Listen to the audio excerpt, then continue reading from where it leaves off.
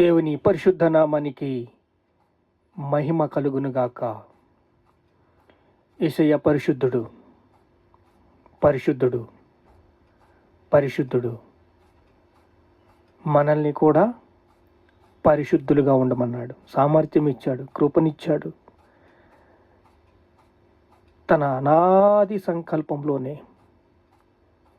తాను నిర్ణయించుకున్న ఆసక్తితో తన కుమారుణ్ణి లోకానికి పంపించి కృపనిచ్చి, ప్రేమనిచ్చి, దయనిచ్చి మనల్ని బలపరిచాడు. నిర్గమకాండం 40:34 యెహోవా తేజస్సు మందిరమును నింపెను. మన హృదయాలు వాక్యంతో నింపబడాలని దేవుడు ఆశగల ప్రాణాన్ని ఆయన తృప్తిపరిచే దేవుడు. చూడండి, యెజ్కేలు గ్రంథము 1:1 చూసినట్లయితే, యెజ్కేలు ప్రవక్త బబులోను దేశానికి చెరగా కొనిపోయాడు. చెరగా కొనిపోయబడిన తర్వాత యెరూషలేము పట్టుబడ్డది నెబుకద్రెజర్ చేతికి. ఏ సమయంలోని యెహోవా యాకీము చెరపట్టబడ్డాడు. ఆ సమయంలో అగ్గి చేత యెరూషలేము కాల్చబడ్డది. దేవాలయం మీదకి రానున్న తీర్పు, దేవుని తీర్పు మనందరి మీద వచ్చేసింది. మనందరము శాంతికి నిలయంగా ఉన్న మనం, అనురాగ, ఆప్యాయత, అనుబంధాలనే కిటికీలు గృహంగా కట్టబడి ఉన్న మనం, క్రీస్తుకు స్వరూపంలో మనం కట్టబడి ఉన్న మనము, మన కళ్ళు ఒక కిటికీలు, మన నోరు సమాధానం అనే బంధము, మన చెవులు శాంతి, సమాధానము, ప్రేమ, ఆప్యాయత, అనురాగము, మన హృదయము దేవుని ఆలయము. ఇప్పుడు అగ్గి చేత కాల్చబడిన నెబుకద్రెజర్ పట్టుబడి యెరూషలేముని కాల్చబడి దేవుని తీర్పు వచ్చేసింది.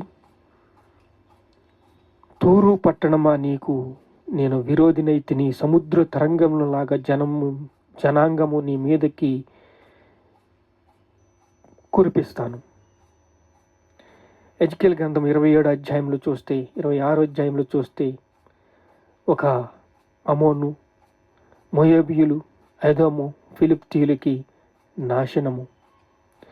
తూరు యొక్క వైభవము 27 చూస్తే, వ్యాపారానికి నిలయమది, కేంద్ర పట్టణము.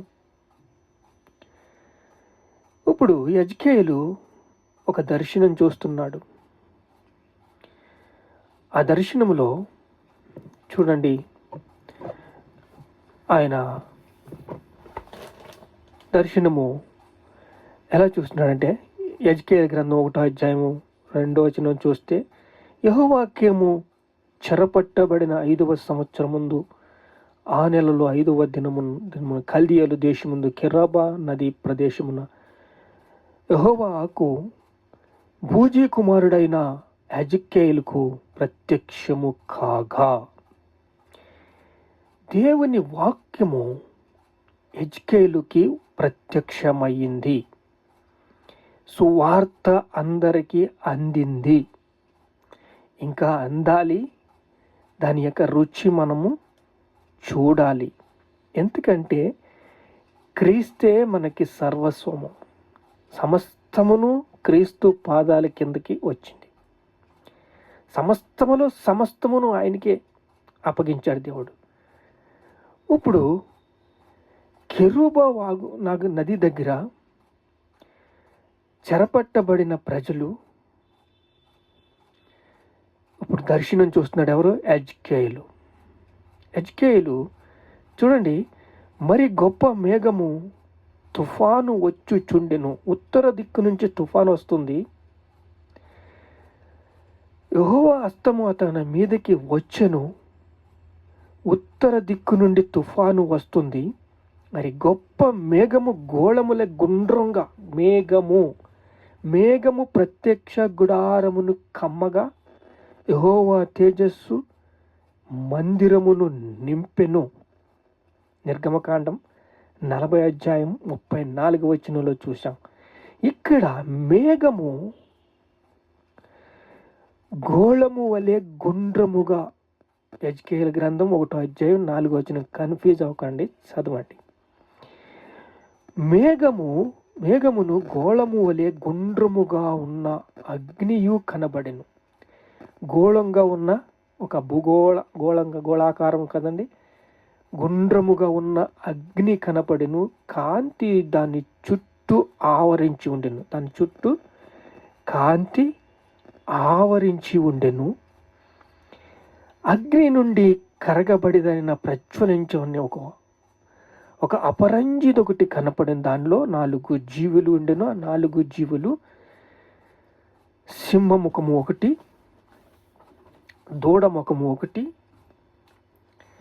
తర్వాత గరుడ పక్షి ముఖము ఒకటి, సింహముఖము ఒకటి, అలా 4 ముఖములతో దర్శనము కనపడ్డది. ఈ ఒక చక్రాలు బయలుదేరుతున్నాయి. ఆ చక్ర రూపంగా మనం చూస్తున్నాం దేవుని యొక్క స్వరూపాన్ని. ఇప్పుడు దేవుని ప్రేమ మన యందు అతి విస్తారముగా ఉన్నది. దేవుని కృప మన యందు విస్తారంగా ఉంది. దేవుడు మనల్ని ప్రేమిస్తున్నాడు. శాంతి అనే నిలయము గుమ్మములు పెట్టుకోండి. సమాధానం అనే గుమ్మాలు పెట్టుకోండి. ప్రేమ అనే గుమ్మాలు పెట్టుకోండి. కృప, మీ నిలయం పేరు కృప. యేసుక్రీస్తుకు మీరు లోబడి జీవించాలి. ఎందుకంటే ఇక్కడ యేసుక్రీస్తు వారు సమస్తమును యేసుక్రీస్తు అయ్యారు. యేసుక్రీస్తుకు మనం లోబడినట్లయితే ప్రపంచమంతా యేసుక్రీస్తుకి లోబడుతుంది. శిరస్సు వంచుతుంది, ఎండ్సప్ చెప్తుంది. సువార్త అందరికీ అందాలి. అన్యజనులకి జీవార్థమైన మారు మనస్సుగా దేవుడు అన్యజనులకి సువార్తను అందించండి అని చెప్పాడు. అందరూ అంతటా మారు మనస్సు పొందాలి. దేవుడు అందరినీ కూడా పరలోక రాజ్యానికి తీసుకువెళ్ళాలి. ఇంకా నా ఇల్లు నిండాలి, నా ఇల్లు ఇంకా నిండాలని అందరి కోసం. చూడండి, చెరలో ఉన్న ఆత్మల్ని చెరలో చెరగాట్టుకుపోయాడు. కానీ చెరలోకి వెళ్ళిన వాళ్ళు అందరూ కూడా ఒక మాటతో వింటారు. అడుగు భాగంలోకి వెళ్ళినోళ్ళు, అండర్ గ్రౌండ్లోకి వెళ్ళినోళ్ళు, వాళ్ళందరూ ఒక మాటతో వింటారు. కానీ ఇక్కడ విన్నవాళ్ళు గొప్పవాళ్ళు. ఎందుకంటే దేవుని దర్శనము, దేవుని కృప, దేవుని ప్రేమ, దేవుని దయ, దాన్ని గొర్రెపిల్ల స్వభావంగా, పావురము స్వభావంగా ఆయన తాను తగ్గించుకుని ఈ లోకానికి వచ్చి సిలువెక్కి అందరి పాపాలు మోసి ఒక ఆదాముతో అంతా కూడా మొత్తము ఇదైపోతే ఒక్క కడపటి ఆదామైన యేసు క్రీస్తుతో నీతి సత్యములు, నీతి న్యాయములు, నీతి సత్యములతో గుమ్మములు ఆవరించి సమాధానం అనే గుమ్మము, శాంతి అనే గుమ్మము, ప్రేమ అనే గుమ్మము, అనురాగము, ఆప్యాయత, దీవెన, శాంతి ఒక కిటికీలు. మన ఇల్లు ఎలా ఉండాలి? అందంగా ఉండాలండి. మన ఇల్లు అందంగా ఉండి దేవుని ప్రేమను మనం చూడాలి. యెజ్కేలు ఇక్కడ ఒక్కొక్కరికి ఒక్కొక్క ఆత్మ ఎక్కడికి పోవుచుండును అది అక్కడికి వెళ్ళినప్పుడల్లా పోవుచుండును. 1వ అధ్యాయము యెజ్కేలు గ్రంథము 20 ఆత్మ ఎక్కడికి పోవును అక్కడికల్లా పోవలసిన అవి పోవుచుండును, జీవికున్న ఆత్మ చక్రములకు ఉండును. దేవుడు ఒక చక్ర రూపంగా, ఒక రథముగా చేసి, సుందరంగా చేసి, మనకి ఇంతగా దేవుని ఆత్మగా రూపంగా కల్పంగా చూపిస్తే దాన్ని అపవాది తన యొక్క విగ్రహముకు నిలయంగా చేసుకుని ఎలా ఆట ఆడిస్తున్నాడండి. అందరినీ కూడా ఒక నరకానికి తీసుకెళ్లాలని ఒక ప్లాన్ పక్కన బందీగా తన యొక్క పరిపాలనను పరిపాలిస్తున్నాడు. పరిపాలన అయిపోయింది. ఇప్పుడు మీరు క్రీస్తు స్వరూపంలోకి రావాలి.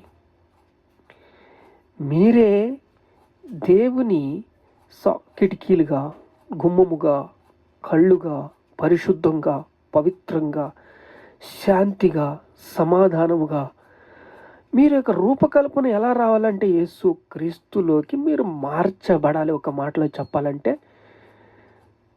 మాటలో చెప్పాలంటే దేవుని ప్రేమలా మీరు కట్టబడి ఉండాలి, దేవుని కృపలా మీరు కట్టబడి ఉండాలి, దేవుని సన్నిధిలా మీరు కట్టబడి ఉండాలి, పరిశుద్ధంగా మీరు కట్టబడి ఉండాలా. ఈ గ్రంథాలన్నీ కూడా ఏం చెప్తున్నాయంటే మీకు ఒక సాదృశ్యంగా దేవుని స్వరూపాన్ని చూపిస్తున్నాయి, ఆత్మ యొక్క నడిపింపు చూపిస్తున్నాయి. ఇప్పుడు ఈ కడవరి రోజుల్లో దేవుని మహిమ నుంచి అధిక మహిమకి మీరు రావాలి అంటే దేవుని వాక్యం ఆధారం చేసుకుని మీ ప్రాచీన స్వభావాన్ని విడిచిపెట్టండి, నూతన స్వభావాన్ని ధరించుకోండి. యేసుక్రీస్తు నుండి ఇంటిని ఎడల నూతన సృష్టి. యేసుక్రీస్తులో మీరు రూపకల్పన దాల్చినప్పుడు దేవుని ప్రేమ, దేవుని దయ, దేవుని సన్నిధి మీకు ఆవరిస్తుంది. దేవుని ఆత్మ నడిపింపులాగా మీరు నడిపించబడతారు. ప్రార్థన చేసుకుందాం. మహాపరిశుద్ధుడైన తండ్రి, మా ఇల్లు శాంతి అనే గుమ్మములయ్యా. అయ్యా, గుర్రపు గుమ్మము, మత్స్యపు గుమ్మము, పెంట గుమ్మము, బుగ్గి గుమ్మము, పాత గుమ్మము, అయా అనేక గుమ్మాలతో దేవుని ఆలయం కట్టబడిన సొలొమోను తండ్రి, నెహెమ్యా గవర్నర్గా వచ్చి దాన్ని కట్టి యెరూషలేమును అందంగా తీర్చిదిద్దితే హెజ్కేలు, ఇర్మియా, అనేక ప్రవక్తలు, పౌలు యేసుక్రీస్తులాగా యేసుక్రీస్తులోకి రావాలని, యేసుక్రీస్తు వాక్యానికి లోబడాలని, విధేయత చూపాలని, అందరూ అంతటా మారు మనసు పొందాలని, దేవుని ఆత్మను పొందాలని, దేవుని ఆత్మ నడిపింపులాగా మనం ముందుకు వెళ్ళాలని, దేవుని కృప, దేవుని ప్రేమ, దేవుని దయ ఒక పత్రిక రూపంగా మార్చి తీర్చిదిద్ది అందరికీ సువార్త రూపంగా వేగముగా అందిస్తున్నప్పుడు తండ్రి, పాత ప్రభుత్వం కొట్టవేయబడింది, శత్రు బలం అంతటి మీద అధికారం ఇచ్చాం, రాజ్యము, శక్తి, బలం ఇప్పుడు క్రీస్తు ఆయన. ఇప్పుడు క్రీస్తు రూపంలోకి వచ్చిన మనందరము అందరూ కూడా యేసుక్రీస్తు రూపంలోకి వచ్చినప్పుడు అందరూ అంతటా మారు మనసు పొంది పరలోక రాజ్యానికి మనం వెళ్తున్నప్పుడు కృప, దేవుని దయ, దేవుని కనికరం, దేవుని సన్నిధి మనం అనుభవించినప్పుడు యేసయ్యా మీకు స్తోత్రాలు, ఘనత, మహిమ, ప్రభావాలు మీకే చెల్లిస్తున్నాము తండ్రి. ఆమేన్.